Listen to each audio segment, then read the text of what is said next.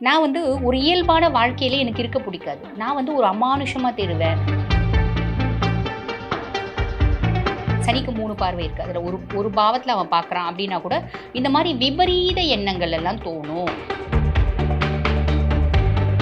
என் பையன் வந்து என் பேச்ச நான் கிழிச்ச கோட்ட தாண்டுறதில்ல. 11க்கு மேல என் பையனோட ஆட்டம் ஸ்டார்ட் ஆச்சு. 11க்கு மேல என் பையனுக்கு ராகு தசை ஸ்டார்ட் ஆச்சு. பொதுவா ராகு அப்டின்னாலே ராட்சஸ் அப்டிம்பாங்கப்பா. ஒரு விஸ்டம் கோடஸஸ் அப்டிம்பாங்க. எங்க அதர்மம் தலை தூக்குதோ, அங்க தசமகா வித்யாக்களோட வழிபாடு செல்லுபடியாகும். நீ வந்து இப்ப நேரா போயிட்டு நான் வந்து ஒரு மச்சத்த வச்சுக்கிறேன். ஆர்டிஃபிஷியலா இப்ப பண்ற மாரி நீங்க கேட்குறீங்க. அந்த மாரி போய் வச்சுட்டு, அந்த பண்பு எனக்கு வந்துருமா அப்படின்னு கேட்டா கிடையாது.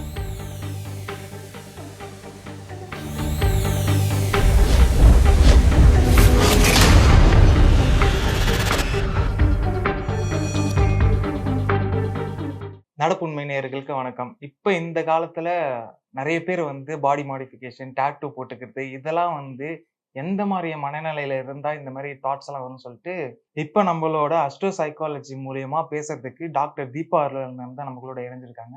வணக்கம் மேம். வணக்கம்.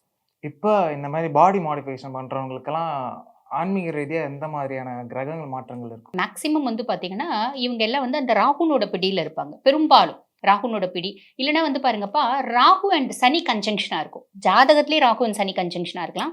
இல்லன்னா வந்து பாருங்க, ராகு தசை சனி புத்தி. இல்ல சனி தசை ராகு புத்தி. இந்த மாரி ஒரு எக்ஸ்ட்ரார்டினரி ஒரு திங்கிங்லாம் வரும்பா. நான் வந்து ஒரு இயல்பான வாழ்க்கையிலே எனக்கு இருக்க புடிக்காது. நான் வந்து ஒரு அமானுஷமா தேடுவேன். அதே மாரி பாருங்க, ஒரு வியர்டா தேடுவேன். இப்படி நெறைய விஷயம் வரும். அந்த மாரி காம்பினேஷன்லாம் இருக்கலாம். ஜாதகம், சுய ஜாதகம். அப்ப இந்த இந்த எந்தெந்த ராசிக்காரங்களுக்குலாம் வந்து இது மாரி தோணும்? ஏன்னா, இப்ப வந்து ரீசென்ட்டா நெறைய பேர் வந்து நம்மளோட உடம்ப நம்ம மாத்திக்கணும். நம்ம நாக்க ஸ்ப்ளிட் பண்ணிக்கணும்னு யோசிக்கிறாங்க. எந்தெந்த மாரியான ராசிங்களுக்கெல்லாம் இந்த மாரி தோணும்னு? இல்லப்பா, இது எல்லா ராசிக்குமே தோணும். அவங்களோட சுய ஜாதகத்துல கிரகத்தினோட தான் நம்ம பார்க்கணும். கிரகத்த தான் கம்பேர் பண்ணணும். கிரகம் வந்து இங்க வந்து Rahu place a major part.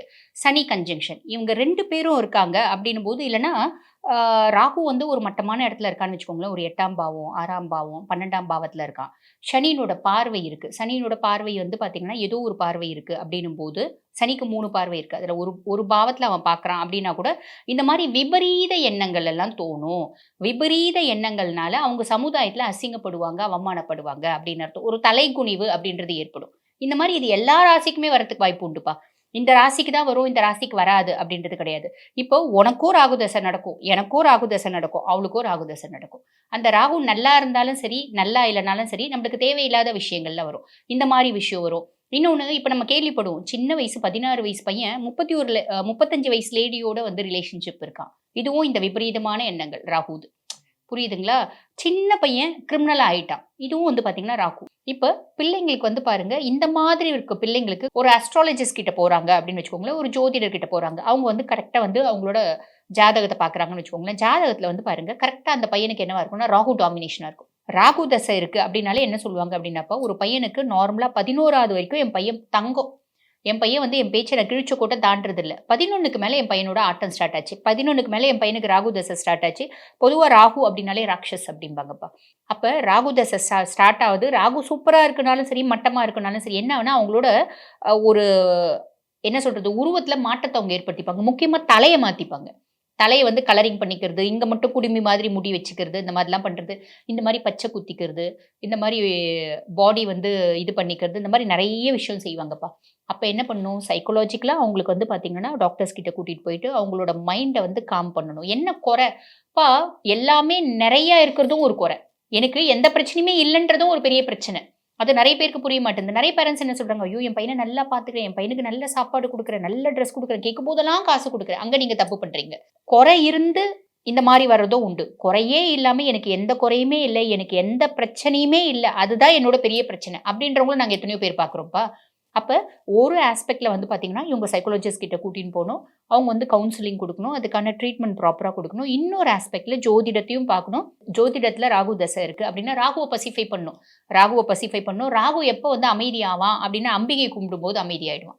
அம்பிகைய நம்ம காமாட்சியா, மீனாட்சியா, விசாலாட்சியா கும்பிடும்போது அமைதியாக மாட்டா. அம்பிகைய நம்ம காளியா, தாராவா, பகலாமுகியா, தூமாவதியா, சின்னமஸ்தாவா, சோடசியா, மாதங்கியா, புவனேஸ்வரியா, திரிபுர சுந்தரியா, பைரவியா கும்பிடும்போது அவன் அமைதியாவான். ஏன் அப்டின்னா, ஒரு பேயி என்ன விட பெரிய பேய பார்த்தா தான் பயப்படும். நான் ஒரு மனுஷிய பார்த்தா பயப்படுவேனா? நான் ஒரு பெரிய பேய். நான் ஒரு மனுஷிய பார்த்தா பயப்படுவேன்னா பயப்பட மாட்டேன். என்ன விட பெரிய பேய், என்ன விட ஒரு பெரிய ராட்சசிய பார்த்தா தான் நான் பயப்படுவேன். ஆக இந்த தசமகா வித்யாக்கள் அப்படின்றது வந்து பார்த்தீங்கன்னா, ஒரு விஸ்டம் கோடஸஸ் அப்படிம்பாங்க. எங்க அதர்மம் தல தூக்குதோ, அங்க தசமகா வித்யாக்களோட வழிபாடு செல்லுபடியாகும். புரியுதுங்களா? அப்ப இவங்க வந்து பாருங்க, ராகுவ பசிஃபை பண்றது ராகு ராட்சஸ். அவன் வந்து பார்த்தீங்கன்னா, தல மட்டும் தான் இருக்கும், உடம்பு கிடையாது. இத வந்து சைனீஸ்ல வந்து என்ன சொல்லுவாங்கன்னா, டிராகன் ஹெட் அப்படின்னு சொல்லுவாங்க. சைனீஸ்க்கும் இது வந்து கான்செப்ட் உண்டு. கேது வந்து பார்த்தீங்கன்னா, வால் அதாவது உடம்பு வந்து பார்த்தீங்கன்னா, மனித உடல், தலை வந்து பாம்பு தலை. அவன வந்து பார்த்தீங்கன்னா, டிராகன் டெயில் அப்படிம்பாங்க. கேதுன்னா அந்த மாரி சைக்காலஜிக்கல் இம்பாக்ட்ஸ் வரும். ராகு அப்படின்னா இந்த மாரி அப்நார்மலா ஒரு பிஹேவியர் இதெல்லாம் வரும். அப்ப ஒரு விதத்துல அவங்க மெடிக்கலி ட்ரீட் பண்ணணும்பா. ஒரு விதத்துல ஆஸ்ட்ரோ சைக்காலஜிக்கலி ட்ரீட் பண்ணணும். மெடிக்கலினாலும் சைக்காலஜிக்கலி. அது ஆஸ்ட்ரோ சைக்காலஜிக்கல்னா அவன எப்படி நீ ஹேண்டில் பண்ணணும். ராகு ராகு ஏய்ன்னா ஏய் ஏய் ஏய்ன்னு கத்தி தூக்கிடுவான் அவன். புரியுதுங்களா? நீ ஏய் அப்படின்னு அவன்கிட்ட சொல்லவே முடியாது. ராஜா, கண்ணு, வைரம், தங்கம் அப்படிதான் நீ அவன்கிட்ட பேச முடியும். ராகு ஒரு ஜாதகத்துல வந்து ராகு சரியில்ல, பையன் இப்படிலாம் ஆடுறான் அப்படின்போது, பையனோட கால்ல விழுந்து தான் நீங்க பையன மாத்த முடியும். நீ வந்து ஒரு சின்ன கோல் எடுத்தா அவன் கத்தி எடுத்துருவான் உன்ன வெட்டுறதுக்கு. அந்த மாரி அப்நார்மலா பிஹேவ் பண்ணுவாங்க. புரியுதுங்களா?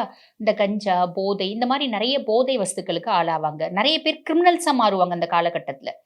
இப்ப டாட்டூஸ தாண்டி வந்து மச்சத்த அவங்களே உருவாக்கிக்கிறாங்க. இப்ப அந்த மச்ச சாஸ்திரம் மூலியமா, இந்த மச்சத்த உருவாக்குறதுனால வேற ஏதாச்சும் பாதிப்புகள் உருவாகுமா? இல்ல அவங்களுக்கு ஏத்த மாரி அந்த மச்ச சாஸ்திரத்துக்கு ஏத்த மாதிரி அது மாறுமா? இல்லப்பா. ஆக்சுவலி மச்ச சாஸ்திரம் அப்படின்றது வந்து பாருங்க, அது ஒரு சாஸ்திரமே. இப்ப சாமுத்திரிகா லட்சணத்த வச்சு பிள்ளைங்க எப்படி ஒரு கேர்ள்க்கு வந்து அந்த சாமுத்திரிகா லட்சணம் அப்படின்னு சொல்லுவாங்கப்பா. அதாவது ஒரு பொண்ணானா இருக்கட்டும், பையனானா இருக்கட்டும், சாமுத்திரிகா லட்சணம் அப்படின்றது இருக்கு. கண் எப்படி இருக்கணும், மூக்கு எப்படி இருக்கணும், வாய் எப்படி இருக்கணும், எது எப்படி இருந்தா அதிர்ஷ்டம். அந்த மாதிரி ஒரு சாஸ்திர முறைகள் இருக்க தான் செய்யுது. அதே மாரி தான் இந்த மச்ச சாஸ்திரமும்.